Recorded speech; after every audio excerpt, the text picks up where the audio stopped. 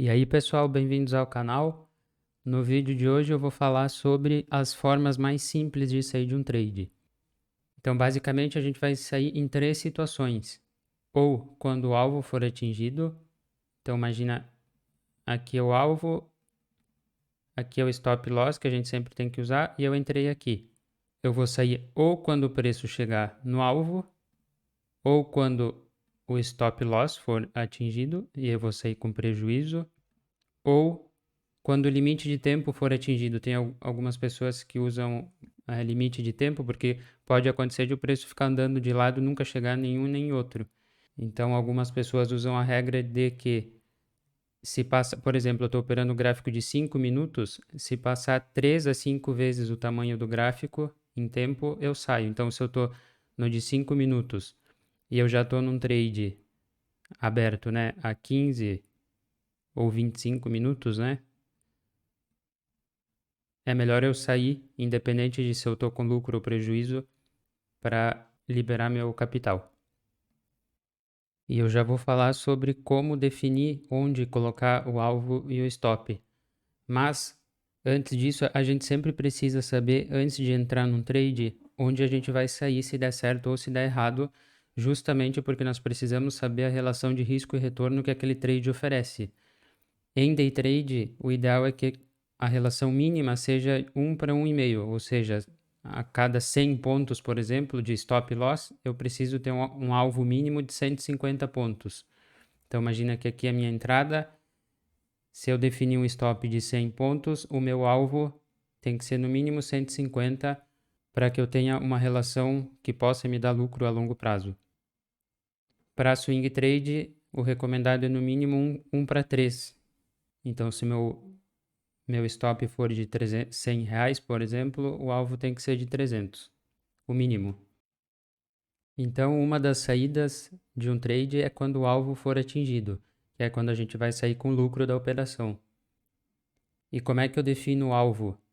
As formas mais simples e que funcionam muito bem são com projeção de figuras gráficas e projeção de canais. Por exemplo, aqui a gente tem uma cunha ou wedge, que a diferença para um triângulo é que as duas linhas estão apontadas para a mesma direção, as duas estão apontadas para cima, né? Para eu operar, eu vou operar no rompimento da figura e o alvo vai ser a projeção da altura máxima da figura a partir do rompimento. Então eu calculo essa altura aqui, sempre na vertical, não na diagonal, né? E projeto a partir do rompimento. Isso funciona bem porque é uma medida de alvo baseado na volatilidade da figura, que faz sentido, né? Eu preciso ser realista enquanto o mercado pode variar. Se ele está variando isso aqui, eu projeto um alvo muito maior do que o mercado está oscilando, a chance de o preço chegar lá é bem menor. E isso aqui funciona para todas as figuras. Os triângulos também são assim, a gente calcula a altura máxima da volatilidade e projeta a partir do rompimento. Ombro, cabeça, ombro também. Aqui a gente tem um canal de alta, e a ideia é a mesma, a gente pega a altura máxima da volatilidade do canal e projeta a partir do rompimento. Esse aqui seria o alvo mínimo para a operação. E o stop loss, que é a saída quando a gente sai com prejuízo, a gente sempre tem que usar. Ela serve para limitar nossas perdas, até para manter a relação de risco e retorno boa. E o stop loss precisa ter uma distância que deixe o preço desenvolver. Não adianta usar um stop loss muito pequenininho só porque você quer perder pouco e não dá espaço para o preço oscilar, porque aí qualquer mudança vai atingir o stop e de pouquinho em pouquinho você nunca vai ter gain, nunca vai ter lucro. Então, antes de tudo, para definir o stop loss, a gente precisa respeitar o mercado, a oscilação do preço. Por isso que a forma mais importante de definir stop loss é baseado em suportes e resistências. Outra forma que dá para utilizar são as médias móveis como um stop móvel, que eu já vou mostrar. Então, o clássico é que a gente define um ponto de entrada aqui, por exemplo, no rompimento da linha de tendência a favor da tendência maior, vai ser meu ponto de entrada. E aí, o meu stop loss tem que ficar abaixo do fundo anterior, que é um nível de suporte. E aí eu posso usar a média móvel para ir acompanhando, para ir subindo o meu stop conforme o preço vai subindo também. Então, o preço chega aqui em cima, eu posso puxar meu stop para cá. Vai passando o tempo, eu vou ajustando ele até o preço me estopar. Mas eu nunca vou, quando o preço começa a cair, eu nunca vou começar a baixar o stop. Nunca fazer isso, tá? Ó, aqui, por exemplo, a gente tem uma tendência de alta, a média móvel de 200 inclinada para cima, a de 50 também. Aqui um movimento de correção, né? A tendência maior, essa aqui. Aqui uma intermediária, que é uma correção da tendência maior, né? Movimento de impulsão, de correção, de impulsão. Então, aqui eu poderia entrar no rompimento dessa resistência aqui ou do topo anterior, mas olha como o preço bateu aqui nessa região várias vezes, né? E o rompimento acontece nesse candle aqui, que rompeu inclusive aquele topo lá. Então, eu entraria aqui e o meu stop, ele poderia, aqui nesse caso, eu poderia usar tanto a média móvel de 50 ou esse fundo aqui, o fundo anterior, para posicionar meu stop. Então, aqui eu coloco um pouquinho abaixo da média móvel e abaixo do fundo anterior. E aí, conforme o preço vai desenvolvendo, eu posso ir ajustando o meu stop. Ó, por exemplo, chegou aqui, eu vou puxando abaixo da média móvel. Conforme ela vai subindo, eu vou subindo.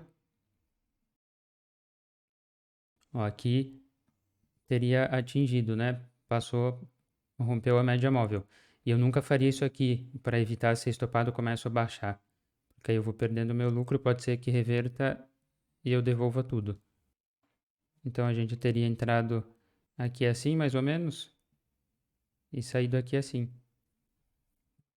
Agora tem um detalhe que a gente precisa prestar atenção. Imagina então que eu defini um ponto de entrada baseado no rompimento de uma figura gráfica, por exemplo. E aí eu vi que o stop, o meu alvo, eu já sei medir, né, a altura do alvo, e o meu stop abaixo do fundo anterior, a relação de risco e retorno tá boa. Imagina que aqui deu 300 pontos e aqui deu 600 pontos. Então, a relação tá boa para day trade. Eu devo entrar? Depende, pessoal, depende do tamanho da sua conta e quanto que você está arriscando. Porque imagina que você tem um saldo de R$ 200 na conta, um stop de 300 pontos no mini índice, cada ponto vale 20 centavos a cada contrato. Então, se você estivesse operando com um contrato, um stop de 300 pontos custa R$ 60. Quer dizer que se você tomar o stop, você vai perder R$ 60. R$ 60 equivale a 30% da sua conta. É um risco muito grande, porque mesmo que você tenha uma taxa de acertos alta, nada garante que você não vai tomar 3, 4 stops seguidos e aí acaba com a conta. Agora, se você tiver R$ 2.000 na conta, um stop de 300 pontos equivale a 3% da sua conta. Então, é uma fração do seu capital que não vai causar grande estrago, e se você seguir apostando só uma fração da sua conta, o risco de falência é pequeno. Então, além da gente prestar atenção na relação de risco e retorno na hora de definir saída com gain e saída com loss, a gente precisa também calcular quanto da nossa conta a gente está arriscando dependendo do tamanho do stop.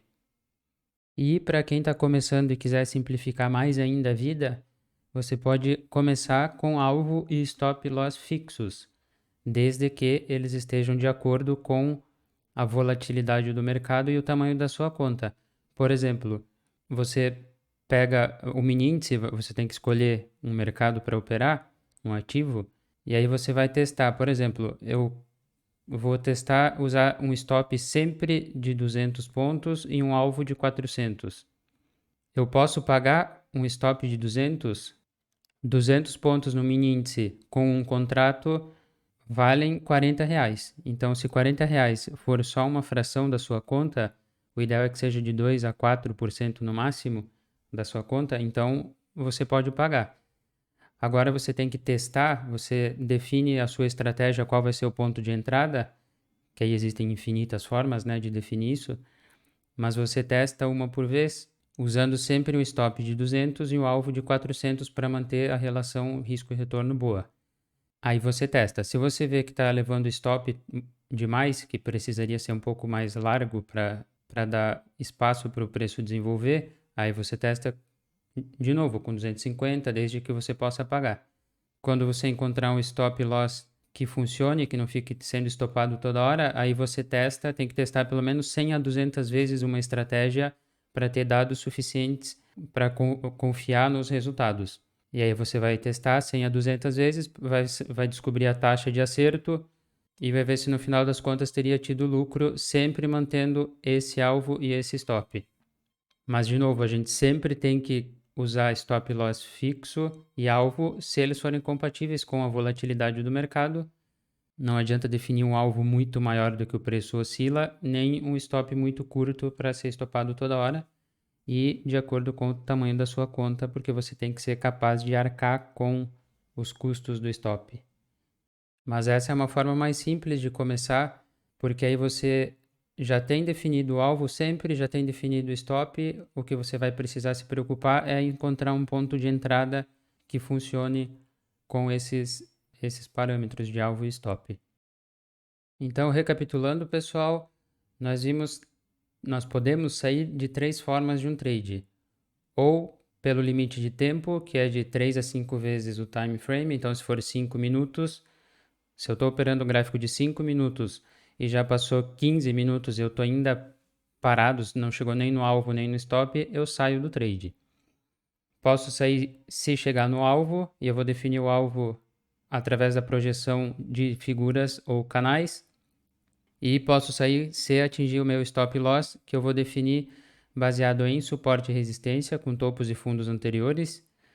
E posso usar o stop móvel com as médias móveis para ir ajustando o stop conforme o preço desenvolve. A média móvel, você tem que testar qual que está funcionando no gráfico. Às vezes pode ser de 72, a de 50, às vezes a de 20 funciona bem. Depende do momento e do gráfico. Lembrando que a relação de risco e retorno para day trade tem que ser 1,5 para 1, ou seja, um retorno de 1,5 a cada um que eu arrisco, e de swing trade 3 para 1.